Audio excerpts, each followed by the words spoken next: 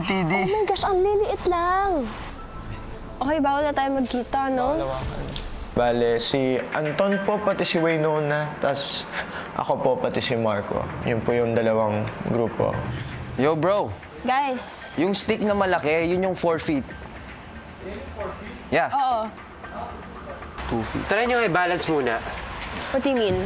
I-try nyo i-balance ng pantay. Balance muna natin. Like hold Try down? tingnan natin. Baka kasi mismong yung siso hindi pantay eh. 3, 2, 1, bitaw. Yung bigat na sa inyo. Bro, Bro, mas mabigat yung side nyo. Ilang sandali pa, Magsisimula na ang inyong oras. Go. Maglalagay muna ako ng blocks hanggang sa maging pantay yung weight ng mismong siso. Okay. Kayo muna.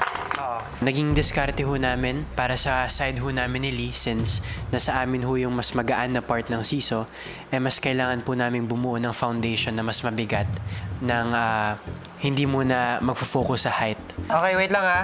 go. Pa 1 feet na kami. Wait lang bro ha. Last layer na yun. Guys, Yo. pwede nyo try bitawan ng konting-konti lang. Okay. Nakabitaw ako right now. Mas mabigat pa rin dito, no? I think sabay dapat. Try natin sabay. Sige, sabay kayo. kung hirap pa sa diskarte ang ex-Kapuso housemates, ang mga nasa loob naman, Tagal ng house challengers. Diba? Sino kaya late sa call time na dumating? Si Anton. Si Anton. samantala ang ex-housemates, sinimulan na ang bagong strategy. 6 yung sa baba. Basta make sure lang na balance. Hexagon. Okay. Sa muli nilang pagbuo ng tower, pareho nang naglagay ng blocks ang dalawang grupo. Kamusta kayo dyan? Ilang layer? 6 na kami. 16 layers na kami. Maya-maya pa, Ang bigat talaga. Okay? Sige. 3, 2, 1, bitaw kapag kalagay. Lagyan mo na bro. Okay. Pabinibitawan ko slowly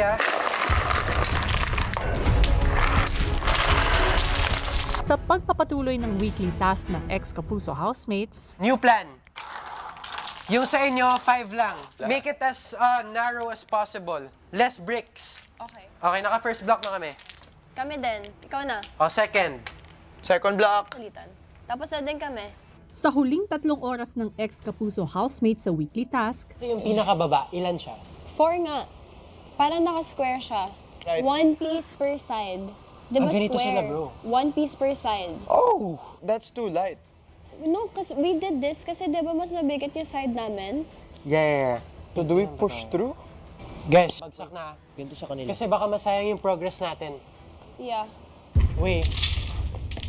Naisipan ho namin na mag-rebuild, kuya, kasi natansya ko na ho na kahit ho ituloy ho namin yun, masyado pong magiging malaki yung diferensya ng height sa pagitan namin dalawa kasi masyado na pong mataas yung sa kanilang side at hindi pa po namin mahahabol.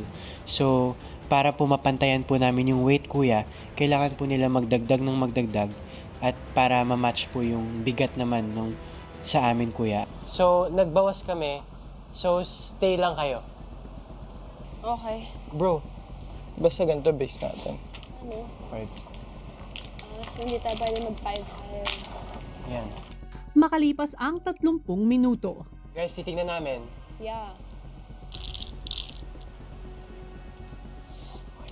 Bito ka nga. Guys, start na kayo. Ilan? 5. Stay same nung kanina. Ay, 4. Kung ganun yung groupings, Eliza, Marco, Waynona, right? Or Inigo, Rave, Anton, Lee. Sino sa tingin mo magtagumpay? Feeling ko sila Eliza. What?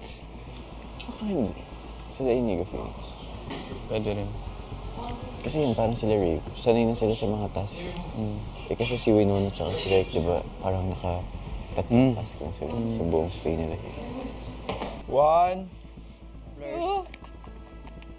Ups, ups. Oh, shucks.